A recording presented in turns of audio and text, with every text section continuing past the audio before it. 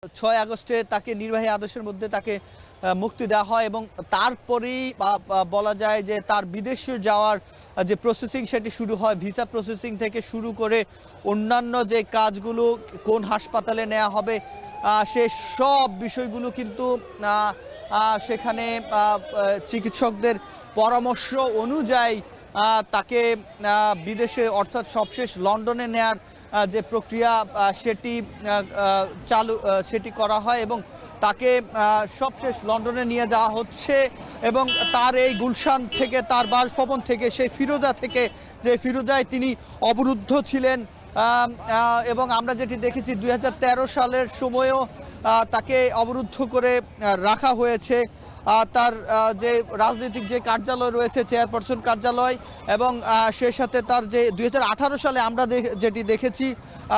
তাকে কারাগারে পাঠানো হয় এবং তারপরে তার যে অসুস্থতা সেটি বাড়ে এবং সেই অসুস্থতা তারপরে আমরা লিভার সিরোসিসের মতো বিষয়গুলো, তার ডায়াবেটিক্সের বিষয়গুলো, হৃদরোগ, ফুসফুস এর যে সমস্যাগুলো সেগুলো আরও বাড়ে এবং আমরা কিন্তু এখন টেলিভিশনের ক্যামেরা নিশ্চয় দেখতে পাচ্ছেন যে তারা এখন টেলিভিশনের যে পর্দায় দেখা যাচ্ছে যে তিনি কিন্তু বের হচ্ছেন এবং তিনি লন্ডনে উদ্দেশ্যে যাচ্ছেন। দীর্ঘ 7.5 বছর পর তার বড় ছেলে বিএনপির ভারপ্রাপ্ত চেয়ারম্যান তারেক রহমানের সাথে দেখা করবেন। এখানে যেমন হাজার হাজার মানুষ অপেক্ষা করছেন তাকে একবার দেখার জন্য, তার ছেলে বিএনপির ভারপ্রাপ্ত চেয়ারম্যান তারেক রহমান অপেক্ষা করছেন, তার স্ত্রীর অপেক্ষা করছেন, তার সন্তান অপেক্ষা করছেন এবং তাকে দেখার জন্য অপেক্ষা করছেন এবং এই অপেক্ষার লন্ডনে তার সাথে দীর্ঘ 7.5 বছর পর দেখা হবে। 2017 সালের জুলাই মাসে তিনি সবশেষ লন্ডনে গিয়েছিলেন। তারপরে এসে বাংলাদেশের তিনি যে গণতন্ত্রের, এখানে যারা নেতাকর্মীরা এসেছেন তারা যেটি বলছেন, গণতন্ত্রের লড়াইয়ে আন্দোলনে থাকার জন্য এবং বাংলা গণতন্ত্রের পুনরুদ্ধারের জন্য তার যে লড়াই, তার আপসহীন যে সংগ্রাম, সেটিকে সকলেই বলছেন। তার জন্য তিনি আবারও দেশে ফিরে এসেছেন এবং তারপরে 2018 সালে তাকে আমরা দেখেছি আটক করা, কারাগারে পাঠায় শেখ হাসিনা সরকার এবং তারপরে তার যে ব্যক্তিগত চিকিৎসক ডক্টর AJM জায়েদ হোসেন, স্থায়ী কমিটির সদস্য তিনিও কিন্তু এই বহরের সাথে যাচ্ছেন। তিনি গণমাধ্যমকে, দেশবাসীকে নানা ভাবে অনেকবার বলেছেন তাকে বিদেশে পাঠানোর যে ব্যবস্থা সেটি যাতে করা হয়, কিন্তু নানা জটিলতায়, আমলাতান্ত্রিক জটিলতায় দেখিয়ে এবং বিভিন্ন জটিলতা আটকে দিয়ে তিনি যেতে পারেননি। অবশেষে তিনি যাচ্ছেন 2024-এর গণ অভ্যুত্থানে, ছাত্র জনতার গণ অভ্যুত্থানের পর তার যে এবং বাংলাদেশের গণতন্ত্রের যে নতুন ধারা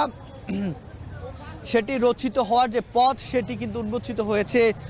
এই বেগম খালেদা জিয়ার এই দীর্ঘদিন তার যে অপেক্ষা, সে অপেক্ষার পর কিন্তু তিনি যেতে পারছেন এবং 2022 থেকে 2021 সালে বাধ্য হয়ে তাকে বাংলাদেশেই অপারেশনের ব্যবস্থা করতে হয় এবং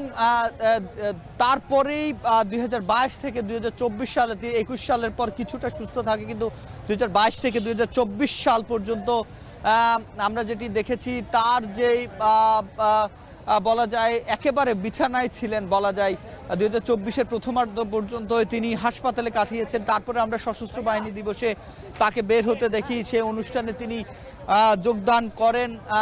সাধারণ মানুষ তাকে দেখতে পায়। তখন অন্তর্বর্তী সরকারের প্রধান উপদেষ্টা আর সাথে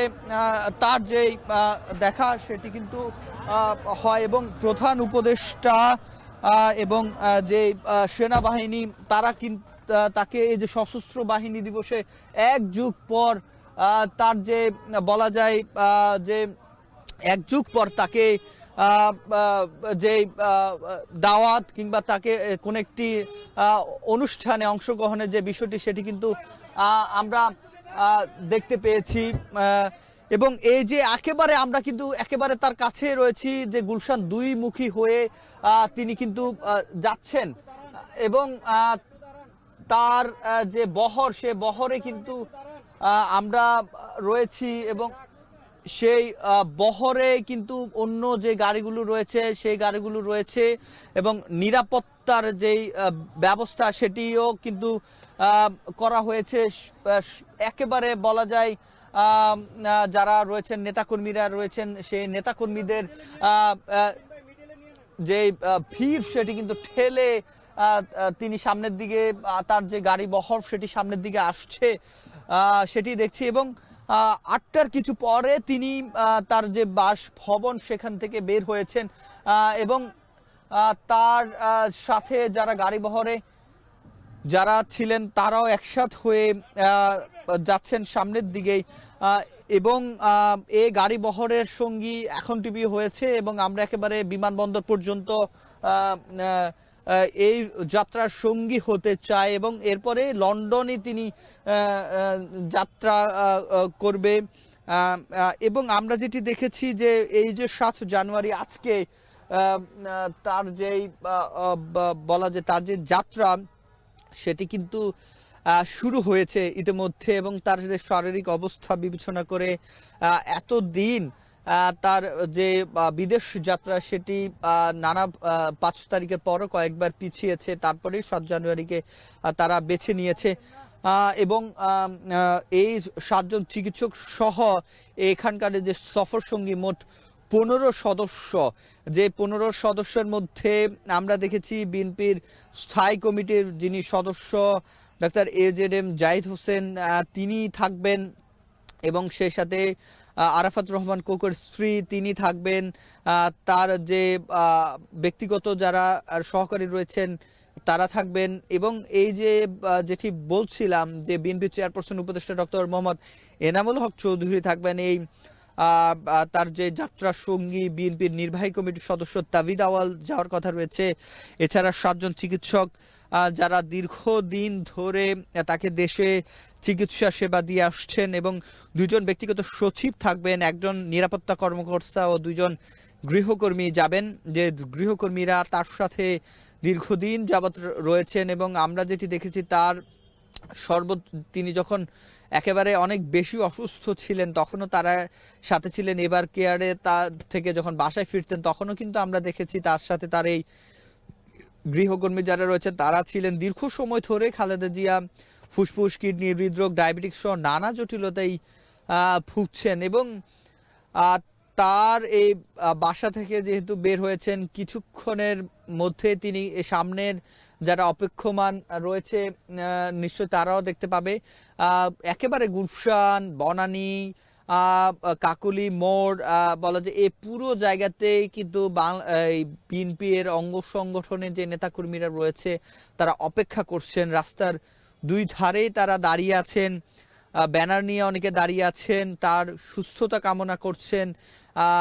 তাদের সাথে আমরা যখন কথা বলেছি তারা যেটি বলছেন যে তিনি যাতে সুস্থ হয়ে বাংলার মাটিতে আবারও ফিরে আসেন এবং এই যে শারীরিক জটিলতা, জীবন মৃত্যুর যে সন্ধিক্ষণ সেটি যেহেতু তিনি কাটিয়ে উঠেছেন, শারীরিক আর যে জটিলতাগুলো রয়েছে সেগুলো কাটিয়ে উঠবেন এমনটাই তারা প্রত্যাশা করছেন। এবং এই যে তার এখনকার যেই শারীরিক অবস্থা সে শারীরিক অবস্থা বিবেচনায় কয়েকবারই কিন্তু তারিখ পেছানো হয় এবং কোন দেশে আসলে নেওয়া হবে সেই বিষয় নিয়েও কিন্তু নানা আলাপ বারবার হচ্ছিল। তবে সবশেষ তারা সিদ্ধান্ত নেয় যে তাকেই লন্ডনে পাঠানো হবে এবং সেই অনুযায়ী কিন্তু যেই ব্যবস্থা সেটি কিন্তু তাদের পক্ষ থেকে করা হয়েছে। বিএনপির যিনি স্থায়ী কমিটির সদস্য ডাক্তার AJM জাহিদ হোসেন তিনি তার যেই তিনি যখনই কথা বলেছেন তখনই তারা চেষ্টা করেছেন বলার জন্য যে তার যে শারীরিক অবস্থা না সেটির যেহেতু উঠানামা হচ্ছে, অর্থাৎ তিনি হঠাৎই অসুস্থ হয়ে যাচ্ছেন, সব মিলিয়ে বলা যায় যে তারপরে আজকে যে তারিখটি সেটি নির্ধারণ করা হয়। এবং এই যে পথ সে পথটি একটু বলতে চাই। গুলশান থেকে তার বাসভবন, ফিরোজা থেকে গুলশান 2 গোলচত্বর, বনানী বাজারের সামনে দিয়ে কাকুলি যে গোলচত্বর রয়েছে, যেই কাকুলি গোলচত্বর হয়ে আর্মি স্টেডিয়াম, কুর্মিটোলা হাসপাতালের সামনে দিয়ে শাহজালাল আন্তর্জাতিক বিমানবন্দরে তিনি পৌঁছাবেন এবং রাত 10টায় তিনি বিশেষ এয়ার অ্যাম্বুলেন্সে করে যাত্রা করার কথা লন্ডনের উদ্দেশ্যে। তিনি তার যে বিমানটি রয়েছে, বিশেষ এয়ার অ্যাম্বুলেন্সটি রয়েছে, সেটি যাত্রা করার কথা রয়েছে এবং তিনি বিমানবন্দরের 8 নম্বর গেট দিয়ে প্রবেশ করার কথা রয়েছে। এবং আমরা যেটি বলছিলাম, তার যে আজকের যে শারীরিক অবস্থা, বিএনপির যে নেতাকর্মীরা রয়েছেন তারা যেটি বলছেন, তাকে 2018 সালে কারাগারে পাঠানোর পরই তার যে অসুস্থতা, সেটি অসুস্থতা আরও বাড়ে এবং তাকে যদি সে সময় তারপরেই তাকে যদি বিদেশে পাঠানোর ব্যবস্থা করা যেত, তাহলে তার আজকের যে শারীরিক অবস্থা সেটি এতটা অবনতি হতো না। এবং আজকের এই যে তার রাজনীতিক, তারা যেটি বলছে, রাজনীতিক প্রতিহিংসার কারণেই মূলত তার যে আজকের যে অবস্থান কিংবা শারীরিক অবনতি সেটি। এবং আমরা নিশ্চয়ই এখন টিভির ক্যামেরা চোখ